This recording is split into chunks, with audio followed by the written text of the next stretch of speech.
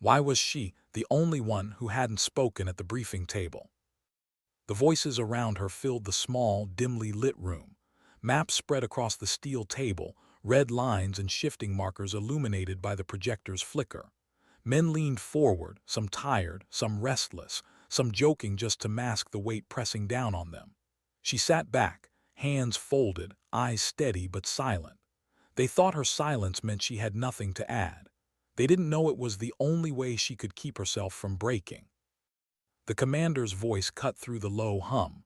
You all know the stakes. This isn't just another sweep. It's extraction. Clean, precise, no noise. We don't leave anyone behind. That line, we don't leave anyone behind, hung in the air like a curse. She felt it burn deeper than any scar. Because the last time someone had said it, she had watched it fall apart in the worst possible way. Her name wasn't whispered like some battlefield legend. She wasn't the kind of soldier that drew attention, not in the way men with booming voices and medals did. But she carried something they didn't, the quiet weight of sacrifice, invisible, unspoken. She shifted slightly, adjusting the cuff of her sleeve, hiding the faded ink tattooed there. Only a handful knew what it meant. None of them were in this room. Lieutenant, the commander looked at her finally. Every eye turned. She could feel it, the momentary silence as men waited to see if she'd falter. Her jaw tightened. She leaned forward, tapped a marker on the map, and spoke just once. If we enter here, they'll hear us before they see us. Shift entry 30 meters east. Use the drainage channel. They won't expect it. The room stayed still for half a beat. Then one of the younger men smirked. You sure, ma'am? Looks tight. Maybe you should let the big boys crawl through the mud. The others chuckled under their breath. She didn't respond. She didn't need to. She just looked at the commander, held his eyes until he nodded. We shift east. Drainage channel. Move on. That was her way. No argument, no explanation, just truth that others would understand when the moment came. But there was something she hadn't told them. Not yet. Outside, the night pressed heavy against the base. The air smelled faintly of diesel, sweat, and distant sand. She walked alone to the hangar, boots crunching on gravel, stars hidden behind a blanket of cloud. The others would unwind, joke, play cards before wheels up. She didn't. She couldn't. Her ritual was different. She sat on a crate in the corner of the hangar, pulled out a folded photo from her chest pocket.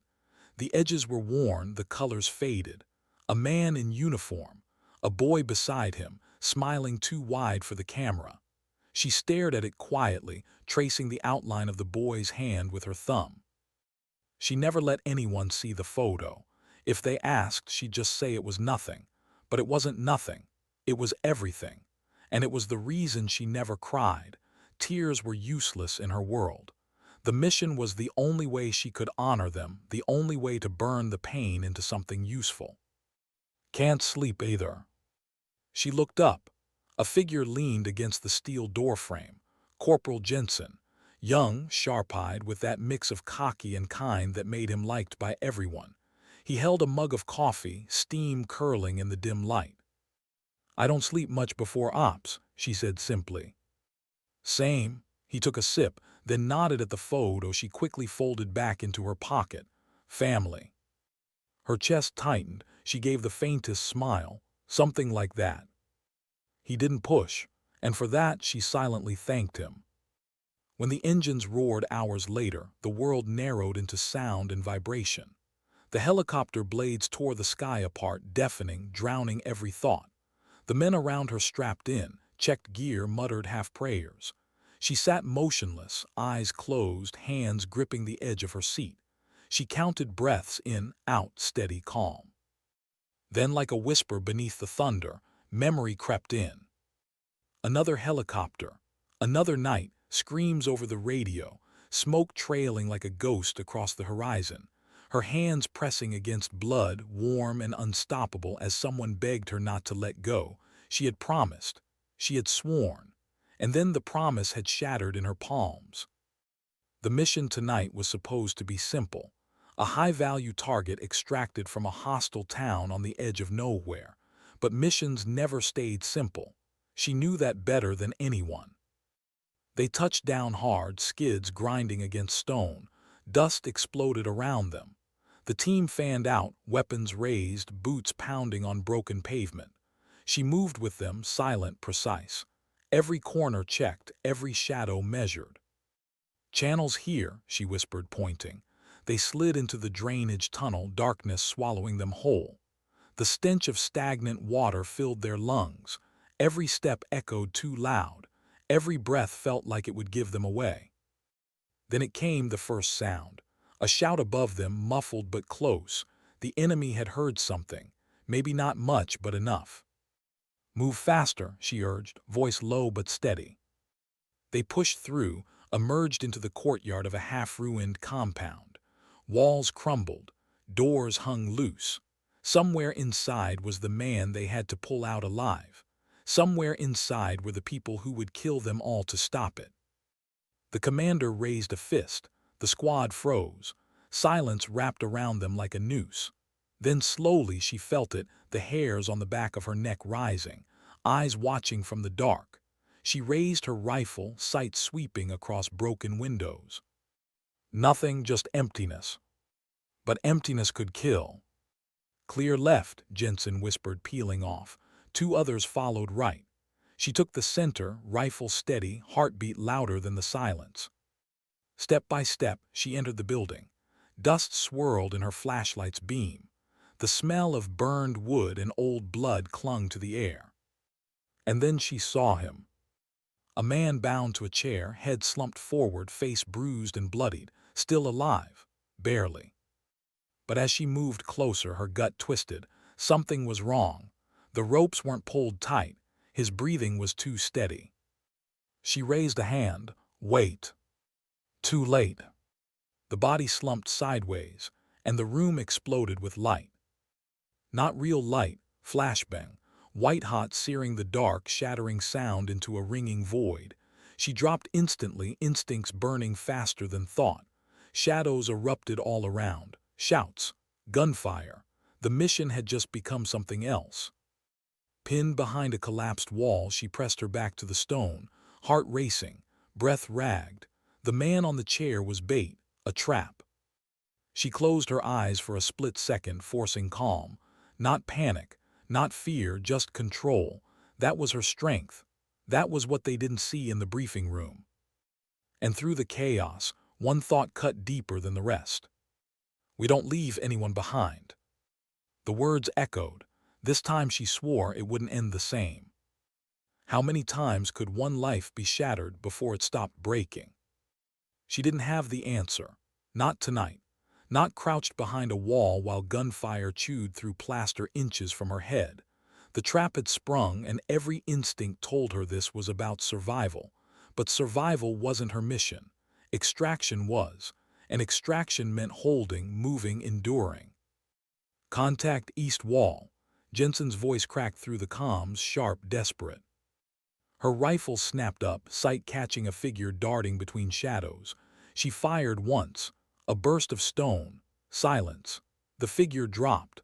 Another shadow moved, and she forced herself not to think, just act. The room was chaos. Dust choking lungs. Muffled shouts in a language she barely understood. Boots pounding above, below. They weren't outnumbered yet, but numbers could change fast. "Fall back," the commander shouted. But she didn't move. Her eyes were locked on the chair.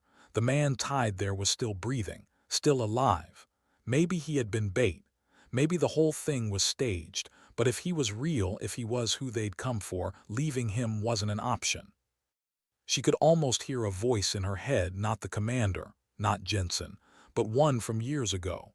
"If you ever get the chance, don't make my mistake. Don't leave them behind." Her chest tightened. She swallowed the memory down like broken glass. "Cover me," she snapped. She didn't wait for approval, she never did. A flash of motion, and she sprinted across the open floor, diving low, skidding behind the chair. Bullets cracked overhead, splintering wood, tearing chunks from the walls. Her shoulder slammed the bound man's chest. His eyes flickered open, dazed, terrified. "We're getting you out," she hissed, pulling a knife from her belt. The ropes cut easy, too easy. A setup, yes, but when his body slumped against her, she felt the weight of someone real. Flesh, bone, fear. Jensen appeared at her side, firing bursts into the darkness. "You're insane," he muttered, but his hands helped lift the prisoner anyway. "I've been told that," she replied, voice tight. They dragged him toward the back wall as the squad regrouped. Gunfire echoed, a storm in the narrow corridors. Someone shouted. Someone else didn't answer back. She forced herself not to look, not to count who was left and who was. The only way forward was forward. The commander's voice roared over comms. "We need exfil now." But the pilot's reply was static and broken. Too much interference, too much uncertainty. Her eyes caught movement again, a shadow breaking off, slipping through a side door. Watching them, waiting. She knew what that meant, reinforcements. They were being closed in. Her mind raced, options shrinking. Tunnel was gone, front door too hot, roof access maybe but too exposed. She looked at the prisoner. His lips moved, dry, cracked. A single word she didn't recognize slipped out. Then his hand gripped her wrist weakly, as if he knew she was the only one keeping him alive. For just a moment everything else blurred. The shouting, the bullets, even the smoke, all she could feel was that grip, fragile, human, a reminder. She thought of the photo folded in her pocket, the boy's smile, the man's eyes. She thought of promises buried in the dirt, sealed by silence, and something inside her hardened. "Rooftop," she ordered, voice steady now. "We go up." The commander hesitated. "We'll be exposed." "We'll be dead if we stay," she cut in. And somehow, even in the chaos, he trusted her. They moved fast, up crumbling stairs, boots slipping on rubble. The prisoner was dead weight between her and Jensen, his breaths ragged, shallow. Each step felt like carrying not just him but the ghosts of everyone she hadn't saved. Halfway up, a grenade clattered onto the landing. Her body moved before her mind. She shoved Jensen back, grabbed the prisoner tight, and dove forward into the stairwell. The blast tore the air apart behind her. Heat licked her back.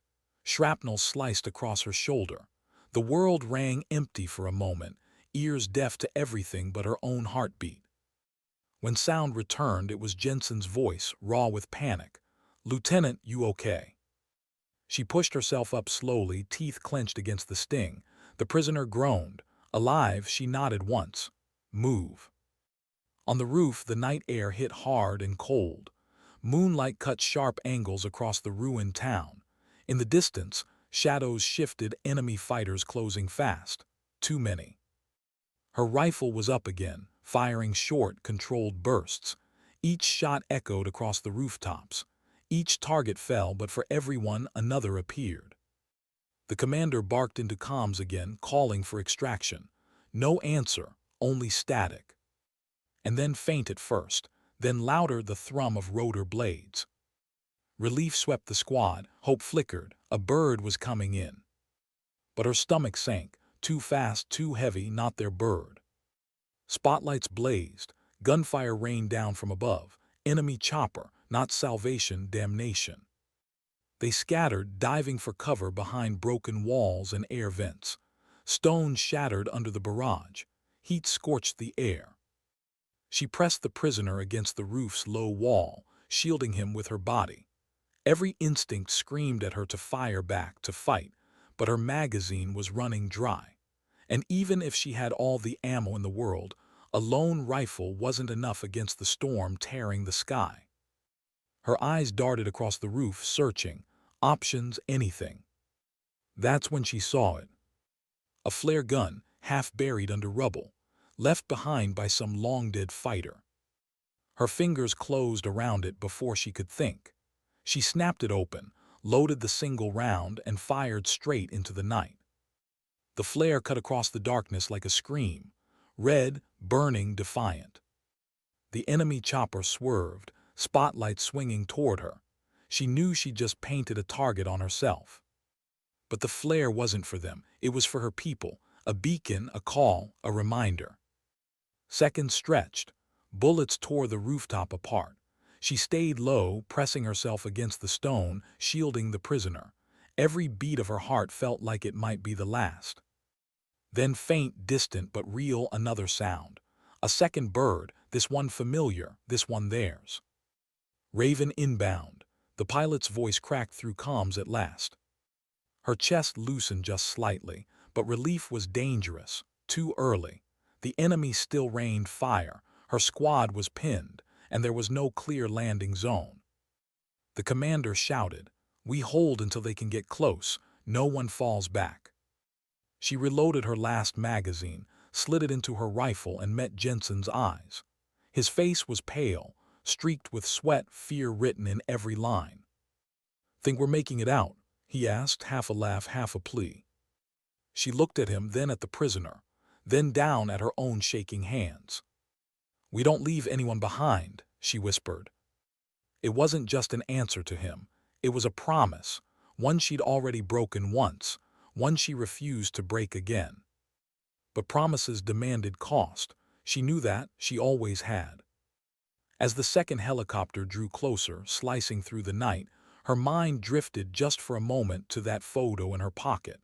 The boy's smile, the man's steady gaze. And she wondered, as bullets screamed around her, if tonight would finally be the night she paid in full. Why did the weight of a single promise feel heavier than all the armor she carried? The rooftop shook with gunfire, chips of stone biting her cheek. The enemy helicopter circled overhead, blades carving the sky into thunder. Every instinct screamed to run, to dive, to vanish into shadow. But there was no shadow left, not when the spotlights pinned them in white fire. The prisoner coughed weakly against her shoulder. His body sagged, half-conscious. Every round she fired wasn't for herself. It was to keep him breathing 1 minute longer. She hated him for that, and she hated herself more for feeling it. Jensen slid down beside her, reloading, hands trembling. "We're not gonna hold this, Lieutenant." She didn't answer. If she admitted the truth, it would kill them faster than the bullets, so she forced her voice steady. "Raven, coming, we just need time." "Time?" He almost laughed, bitter and raw. "They've got the sky locked down. We're not the ones running out of ammo, we're running out of minutes." She didn't argue, she just checked her last magazine, fingers moving without thought. Her hands were raw, scraped from stone. Her shoulder burned where shrapnel still sat buried, but her grip was steady, always steady. The commander's voice cracked over comms. 2 minutes out, hold your ground." 2 minutes. She could do 2 minutes. She had done worse. She had endured hours of silence in the wreckage of a downed convoy, waiting for rescue that never came. She had watched the sun rise on bodies she couldn't save. What was 2 minutes compared to that? She closed her eyes just for a second, shutting out the rooftop, the noise, the fire. In the dark, she saw it again. The last mission, the one she never spoke of. Another rooftop. Another extraction gone wrong. A man she loved bleeding in her arms, whispering words she couldn't hear over the roar. And a boy, the boy, waiting back home for a father who would never walk through the door again. She had promised she'd bring him back, and she hadn't. Her eyes opened. Rage steadied her, rage and something sharper. "We're not losing this one," she said quietly. Jensen looked at her, confusion flickering. "What makes you so sure?" She didn't answer, because the truth wasn't something she could share. The truth was ugly. It was carved into her silence. Gunfire sparked again. The squad returned fire, short bursts into the night. Somewhere below, the enemy regrouped, voices rising, boots pounding on stairs. They weren't just under siege from above, they were about to be swallowed from below. Her radio crackled, static, then the commander's voice. "Lieutenant, roof's compromised, we need a fallback." "There is no fallback," she replied, eyes on the prisoner. "We hold here." The silence after her words was heavy, a weight no one wanted to carry, but none of them challenged her. Because they knew she would carry it herself. The rotor thunder grew louder. Their bird was close now, but so was the enemy. Every second pulled tighter, a rope around their throats. "Smoke," she ordered. Jensen fumbled a canister, pulled the pin, and rolled it across the roof. Thick gray clouds erupted, swallowing the squad in cover.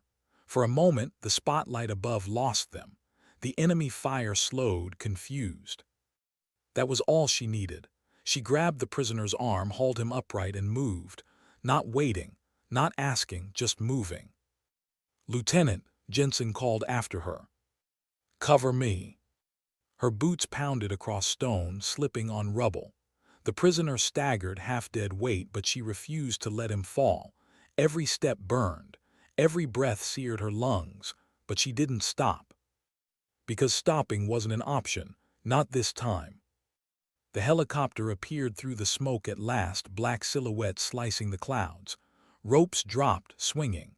Hope roared in their ears. "Go, go," the commander shouted. The first men grabbed ropes, climbing desperately. Gunfire raked the rooftop, bullets sparking off metal. One man fell, screaming. She didn't look back. She couldn't. She reached the ropes, shoved the prisoner into Jensen's arms. "Take him." Jensen hesitated. "What about you?" "Take him," her voice was steel. Jensen's eyes locked on hers for a heartbeat. Then he nodded, wrapping the prisoner against him, climbing the rope with every ounce of strength left. She covered them, rifle spitting fire, body pressed to the wall. Each shot bought another second. Each second dragged Jensen higher. The enemy helicopter circled back, guns blazing. She dove to cover, rolled, fired again. Her rifle clicked empty. She tossed it aside, pulled her sidearm, and kept firing. The commander shouted through comms, ordering her to climb. But she didn't move. She couldn't, not yet. Because the prisoner wasn't safe. Not until he was on that bird. A bullet tore past, grazing her arm. Another slammed into the wall beside her. Dust filled her lungs. The world narrowed to sound and heartbeat. She heard Jensen's voice, faint, strained. "Almost there." Almost not enough. And then silence. Not real silence.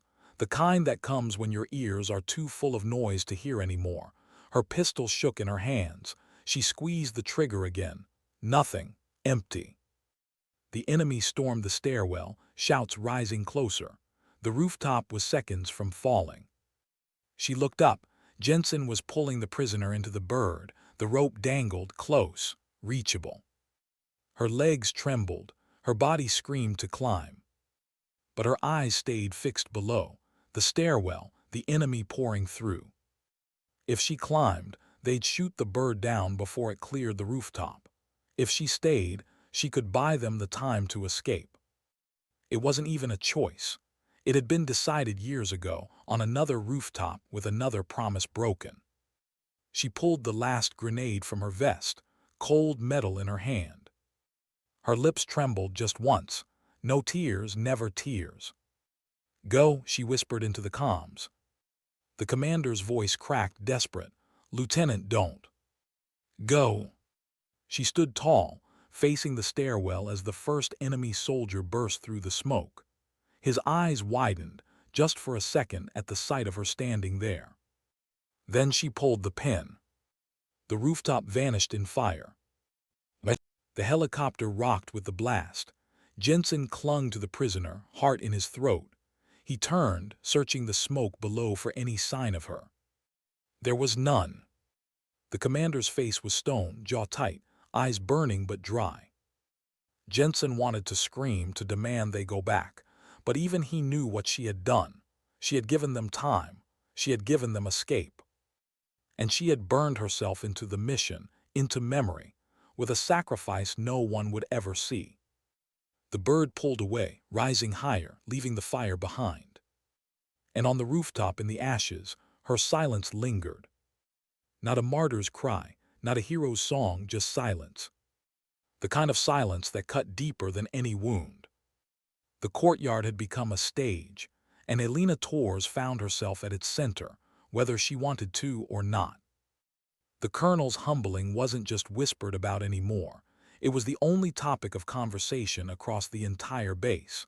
The soldiers spoke in hushed tones when officers passed, but when they gathered in small groups, her name carried a different weight now. Respect mixed with suspicion, admiration tangled with curiosity.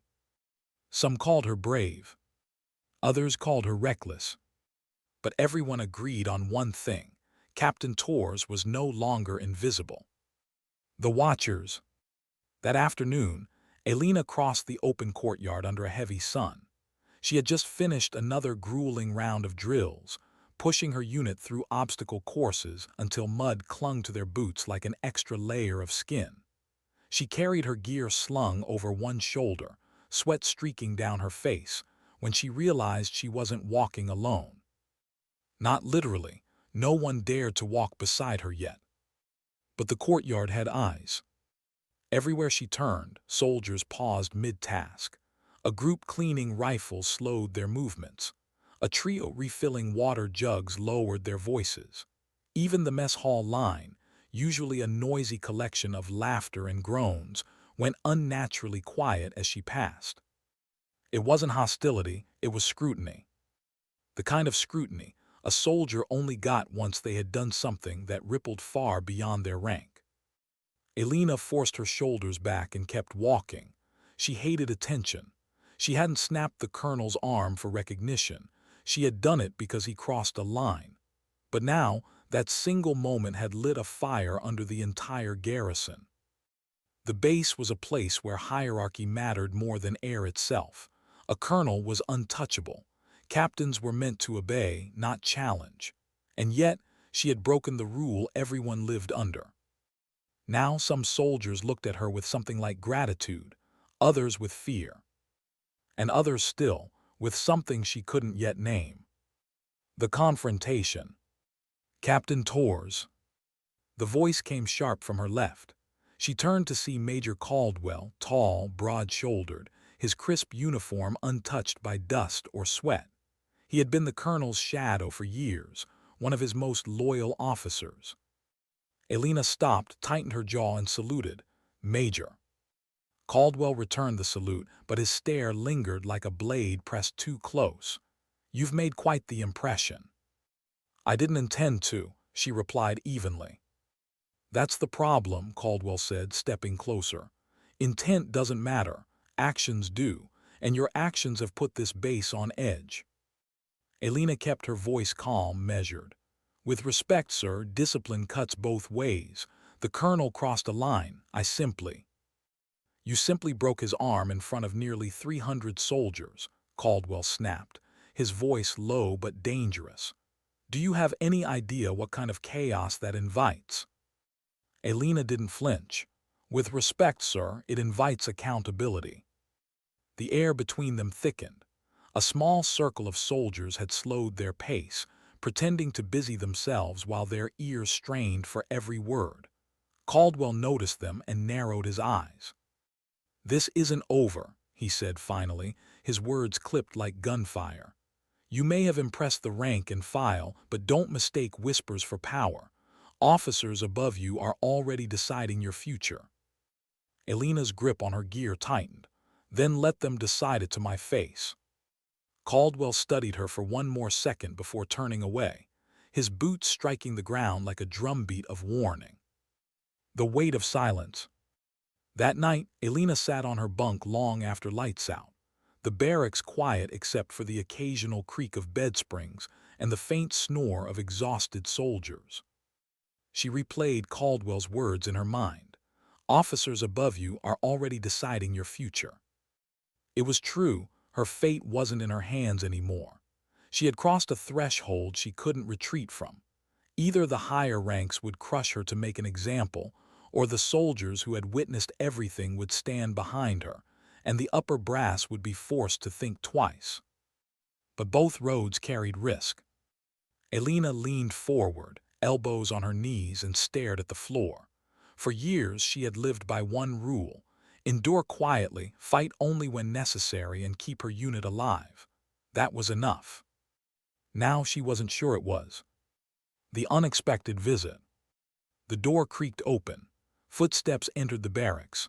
Light from the hallway stretched across the floor in a thin line until the door clicked shut again. Elena didn't move, she listened. The footsteps stopped in front of her bunk. "You're awake," a voice whispered. Elena's head snapped up. It was Private Diaz, one of the youngest in her unit. He looked nervous, shifting his weight from foot to foot, his hands clasped behind his back like he wasn't sure if he was standing before a captain or a confession booth. "What is it, Private?" Elena asked quietly, not wanting to wake the others. Diaz hesitated, then spoke. "I just wanted to say what you did. With the colonel, we saw it. We needed it." Elena blinked. "Needed it?" Diaz nodded, his voice cracking. "Sir, he wasn't just hard on you. He made life hell for everyone.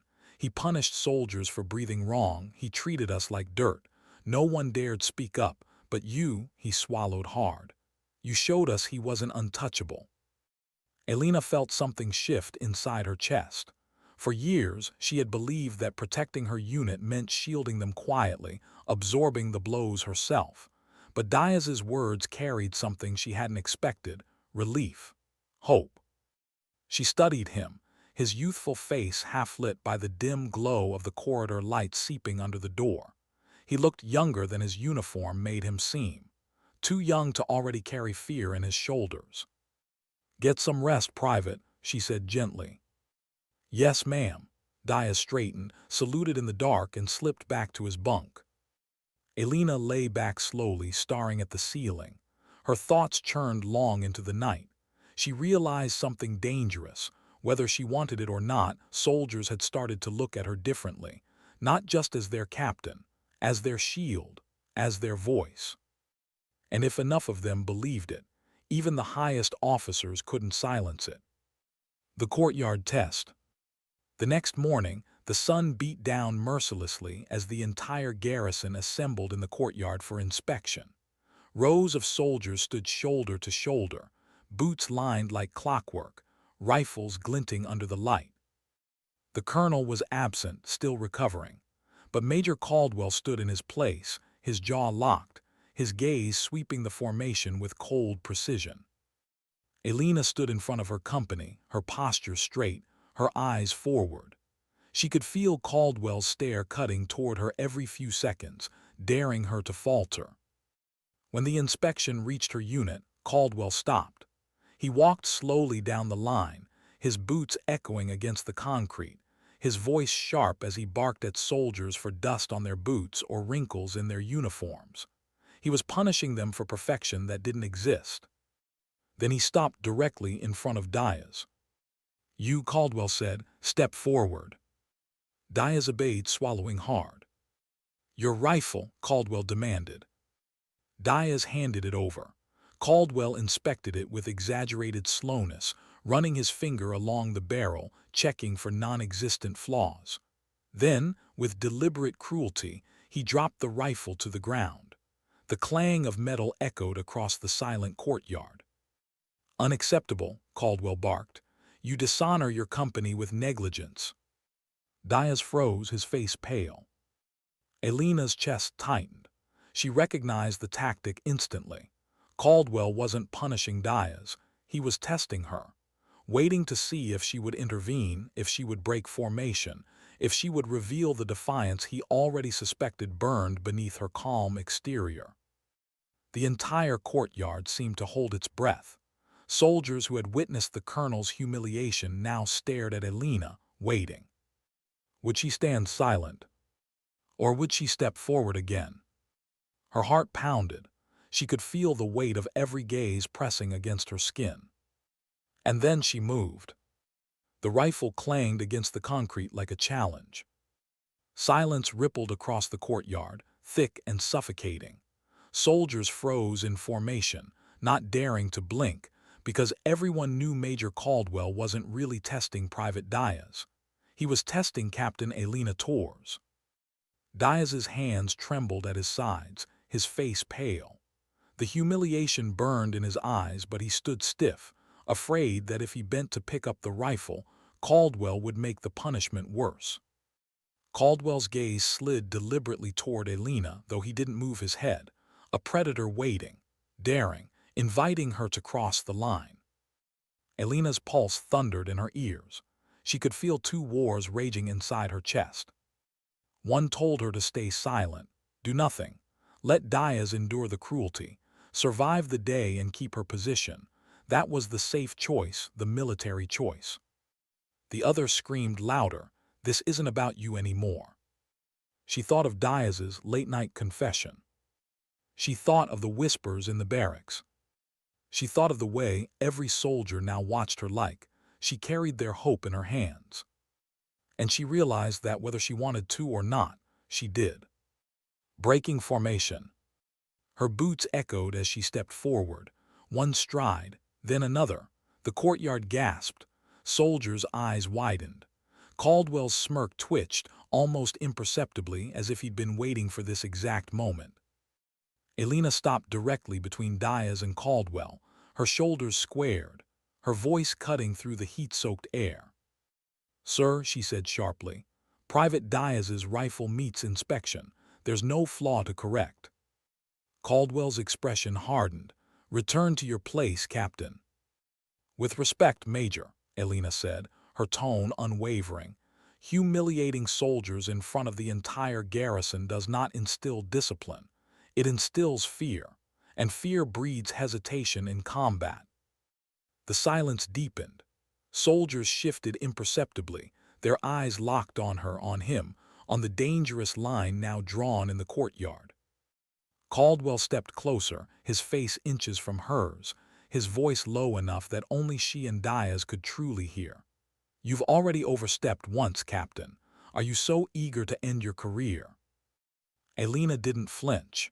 "If protecting my soldiers ends my career, then it was a career worth ending." For a split second, Caldwell's eyes flashed, anger, surprise, maybe even doubt. Then his mask snapped back into place. He bent, picked up the rifle himself, and shoved it back into Diaz's chest with enough force to stagger the young private.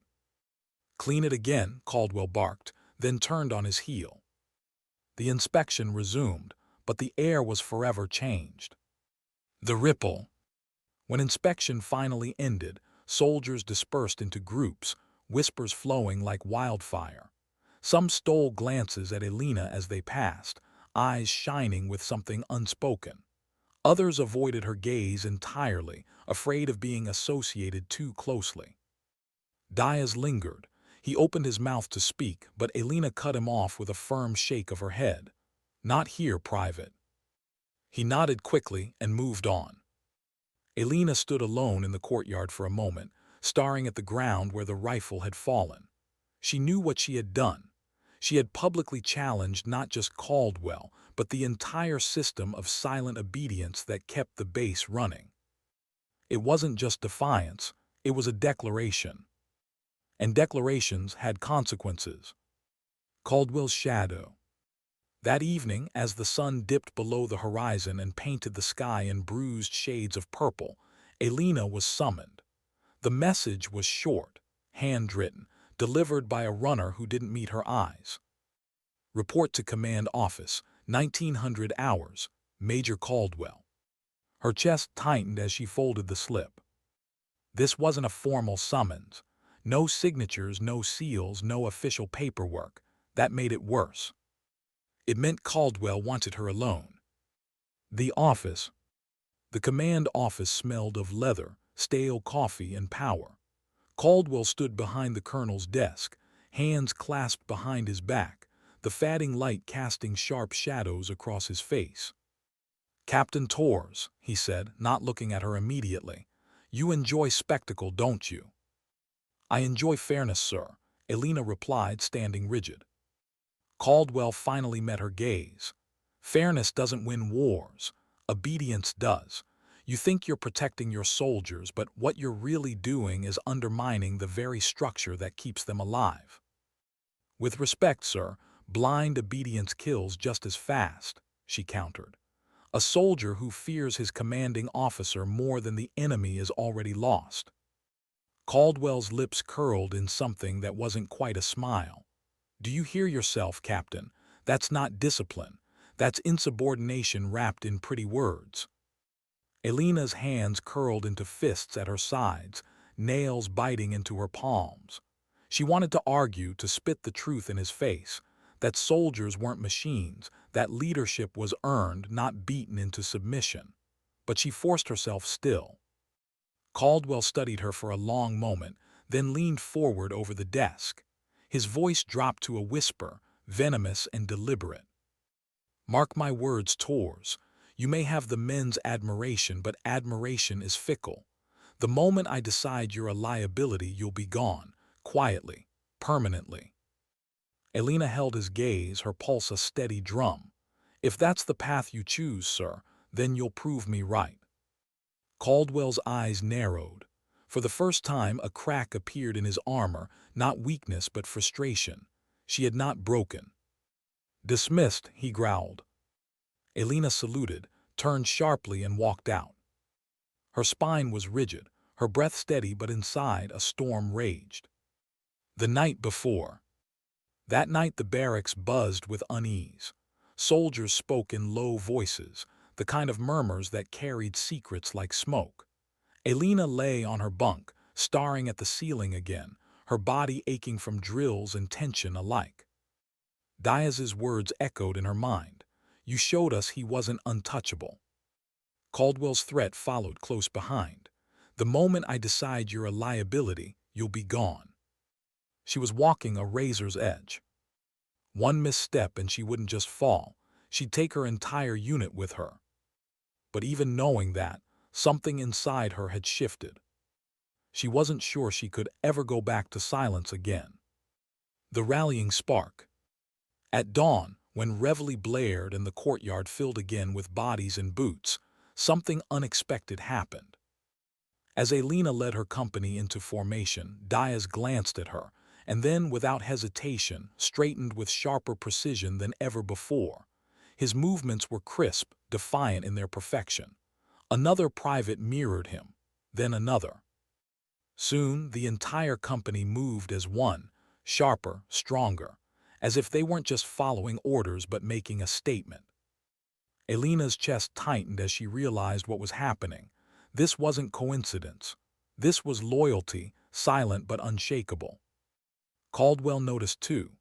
His jaw clenched as he surveyed the rows of soldiers who suddenly stood taller when their captain walked past.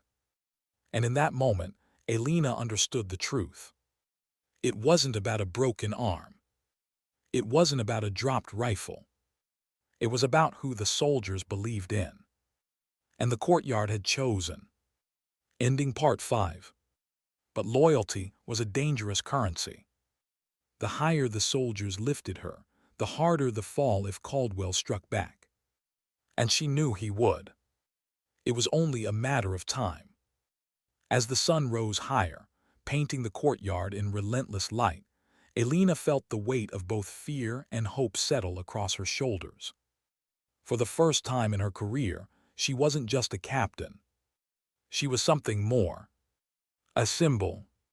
And symbols could change everything. She didn't hear it at first. The courtyard still hummed with the sound of boots striking pavement, the rhythm of soldiers moving in unity, their energy sharper than it had ever been. But beneath that harmony, beneath the synchronized cadence, there was something else. A tremor. A quiet anticipation, like the air itself held its breath. Why? Because they weren't following Caldwell anymore. Not truly. They were following her. That kind of loyalty was dangerous. Caldwell knew it, and Elena knew he would not let it grow unchecked. A change in orders. The notice came hours later, a posted bulletin stamped with urgency, a surprise field exercise scheduled for the following morning, entire battalion participation, no exemptions.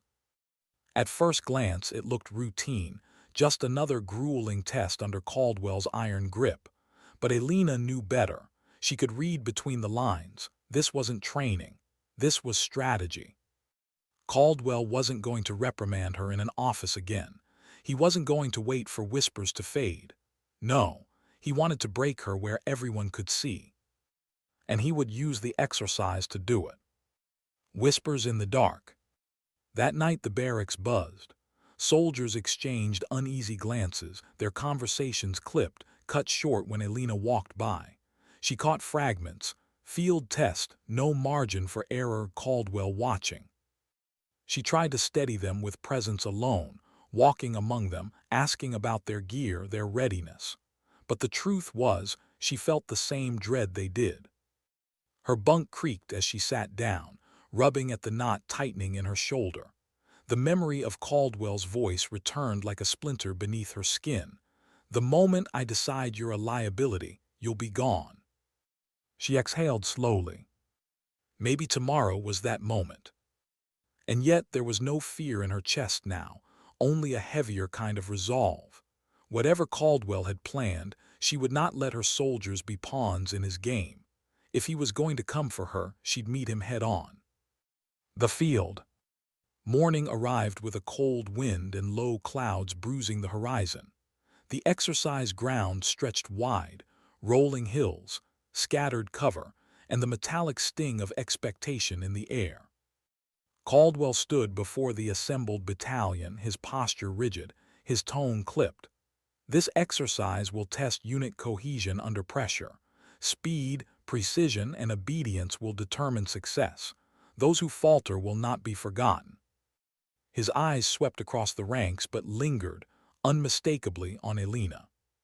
She felt the gaze like a knife at her throat. The test began. The trap. Her unit moved fast, pushing through the course, navigating terrain, scanning for markers Caldwell's staff had planted as objectives. The pace was brutal, the commands sharp, but her soldiers, moved with a rhythm born not of fear but of trust. Until the trap snapped shut. Halfway through the course, Caldwell himself appeared, flanked by aides. He barked an order that cut against protocol. He demanded her company reroute, double time, across unstable ground littered with jagged stone and loose shale. Elena froze. It was a calculated move. The terrain wasn't impossible, but it was reckless. Injuries were likely, and if she defied his command publicly, that was insubordination in plain sight. She glanced at her soldiers. They were watching her, waiting, trusting her to decide. Her heart pounded. Every choice led to ruin. Obey and they bleed. Refuse and she's branded a traitor. Her voice came steady despite the storm inside. "Company, hold." The aide stiffened. Caldwell's brow furrowed. "Captain Torres, did you not hear the order?" "I heard it, sir," she said, her tone even. "My duty is to bring them through ready for combat. Sending them across that field risks more than it teaches." Gasps rippled through the line. Caldwell's jaw tightened, his hand twitching at his side. "You question my authority in front of this battalion," he growled. Elena lifted her chin. "I question the wisdom of endangering soldiers for the sake of a lesson they've already learned." The silence that followed felt endless. The aides shifted uncomfortably. The soldiers, dozens of them, stood straighter, like invisible cords tethered their spines to her words. Finally, Caldwell stepped closer, his voice low and dangerous. "Then lead them your way, Captain. Let us see if your wisdom outweighs obedience." The trap had been sprung. Whatever happened now, Caldwell had what he wanted, her defiance in the open. The push. Elena swallowed her fear and turned. "Company on me, alternate route, move." They obeyed instantly without hesitation, their boots pounding behind her. The ground they crossed was safer but steep, demanding strength and focus. Sweat soaked their uniforms. Hands scraped raw against stone, but no one faltered. Every time one soldier stumbled, another caught him. Every time exhaustion dragged them down, Elena's voice pulled them forward. She ran at the front, her breath ragged, her body screaming, but she refused to slow. Behind them, Caldwell followed, silent as a shadow, watching, measuring, waiting for the cracks. But the cracks never came. Her soldiers finished battered, bruised, but intact. Not one man lost, not one woman broken. When they crossed the final marker, a roar broke out, not celebration, not rebellion, but something deeper. Pride. The kind that comes when you realize you've endured because someone believed you could. Elena felt it surge through her chest, but she also felt Caldwell's stare burning holes in her back. The aftermath. Dismissal was sharp, mechanical. Caldwell offered no words, no acknowledgement of their performance, just a clipped, return to base. But the silence of the battalion said more than any speech could. Soldiers avoided Caldwell's eyes. Instead, their glances drifted toward Elena, subtle but constant. She was no longer just a captain. She was their anchor. That night Diaz slipped into her quarters, his voice hushed but fierce. "Ma'am, what you did out there, it changed everything. They'll follow you anywhere now, all of them, even the ones who were too scared before." Elena's throat tightened. She wanted to believe him, she wanted to feel hope, but she knew better. Caldwell won't let this go, Diaz. Today was only the beginning. Diaz hesitated. Then, softer, "Maybe, but you showed us that we're not just pawns in his game. You gave us something he can't." "What's that?" she asked, weary. "Dignity." The word struck her harder than any bullet could. Caldwell's smile. The next morning she walked into the mess hall, bracing for whispers. Instead, she found silence. Soldiers glanced up, their eyes meeting hers, then quickly looking away. Respect, fear, both. At the far end, Caldwell sat alone, sipping coffee. When he caught her eye, he smiled. A small, deliberate curl of the lips, not warmth, not approval, a predator's smile. The kind that said, "This isn't over. You won today, but I will decide the battlefield of tomorrow." Elena carried her tray to her table, her body calm, but inside, she felt the cold certainty of truth. The war between them had only just begun. Ending Part 6. She had stood her ground. She had chosen her soldiers over obedience, and for a moment they all believed in something greater than fear. But now Caldwell knew the depth of their loyalty to her, and he would use it against her. Elena stared at the steam rising from her untouched meal, her reflection rippling in the surface. Sacrifice wasn't always blood. Sometimes it was the slow, steady burn of knowing what you stood to lose, every day, every breath. And she could already feel the fire eating at her from within. Why did the air feel heavier that morning? The sky was clear, the sun bright over the base, but something unseen pressed down on every step Elena took.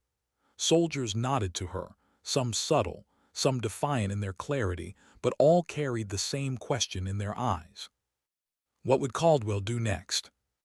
Elena didn't have an answer, but she knew one thing: he wouldn't stay silent. Not after the field exercise. Not after she had stood her ground and won her soldiers' loyalty in front of him. Caldwell wasn't the kind of man to lose gracefully. The meeting. The order came sharp, formal, this time stamped with seals and signatures. Mandatory battalion assembly, 1800 hours. Everyone would be there, no excuses. The announcement churned through the base like a storm warning.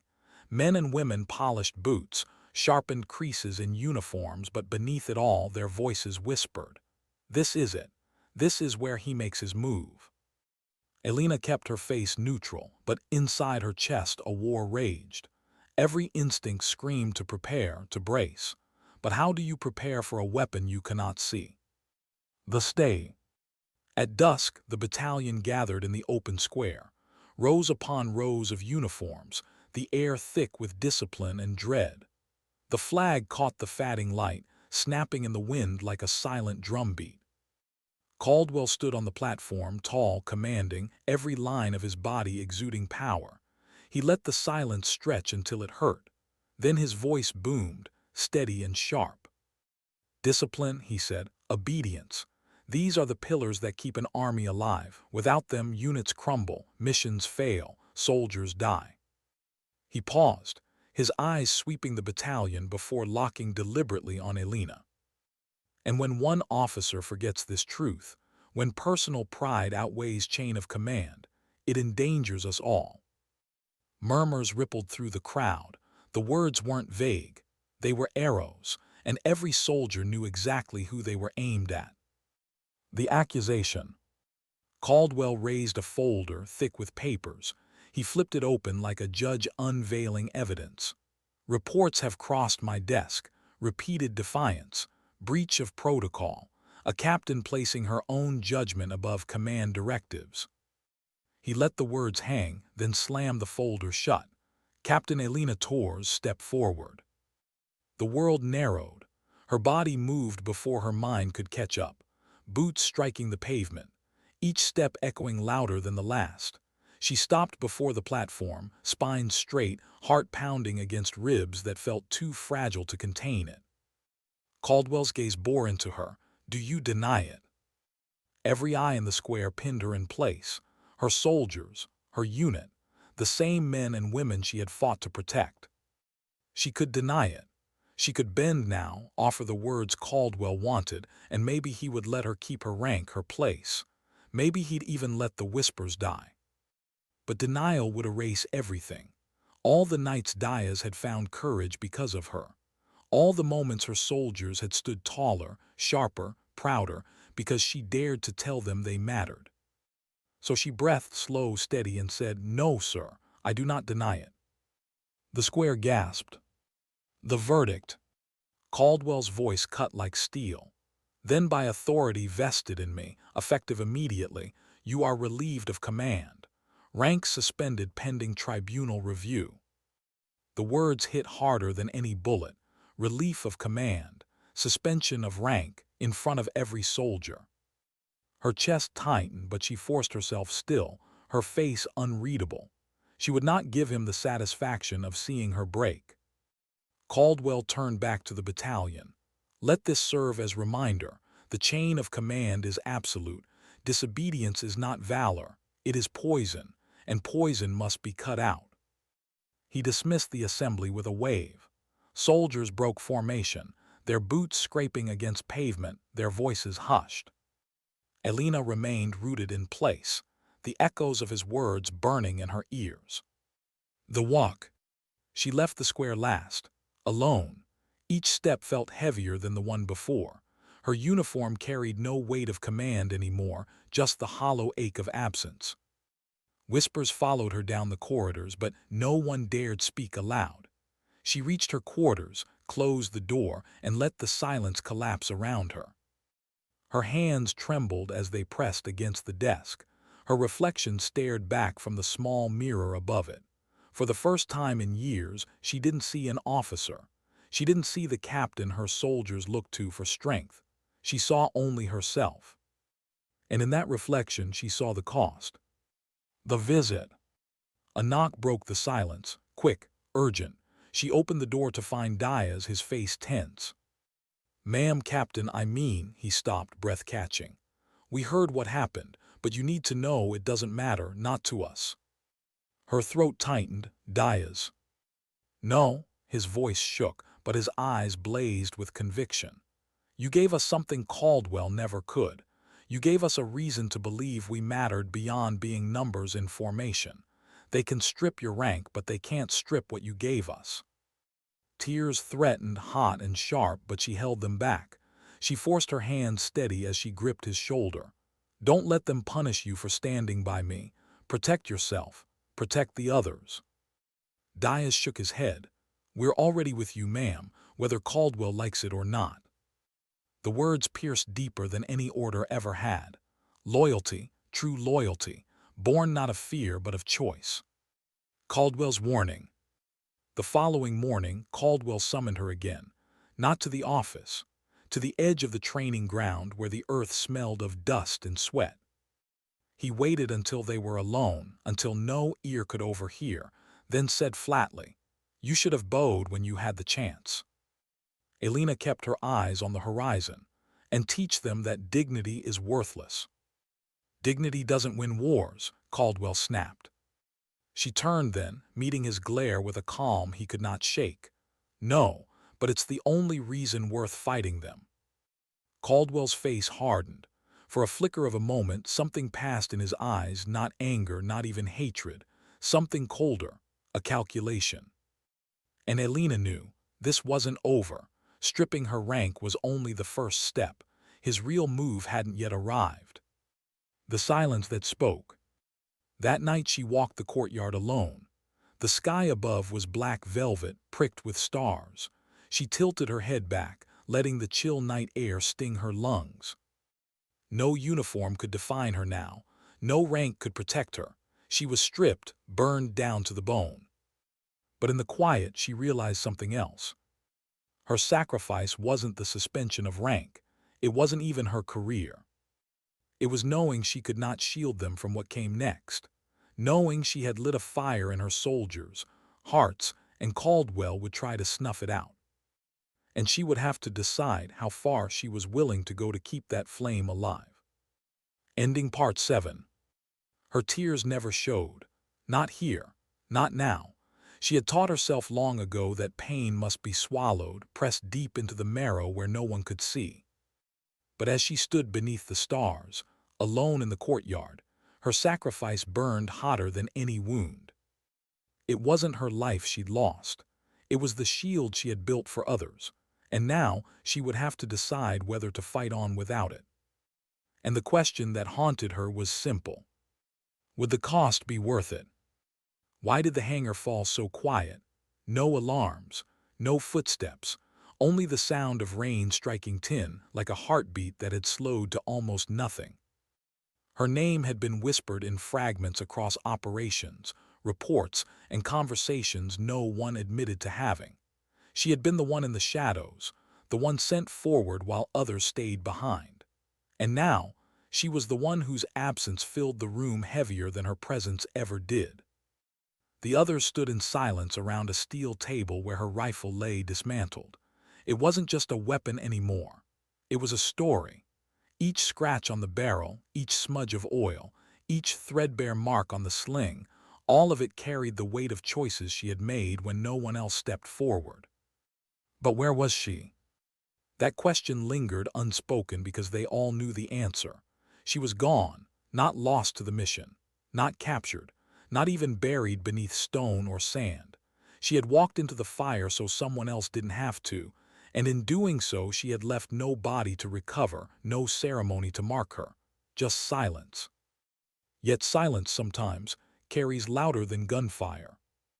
A young corporal who had barely known her sat trembling, trying to swallow the lump in his throat.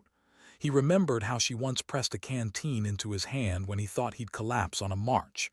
"Don't thank me," she had said, almost irritated. "Drink. You'll need it." That was her, never seeking gratitude, always giving something away. The commander lit a cigarette, though he hadn't smoked in years. He muttered, "She held the line longer than we deserved." His voice cracked, but no one corrected him. No one offered comfort. They knew he was right.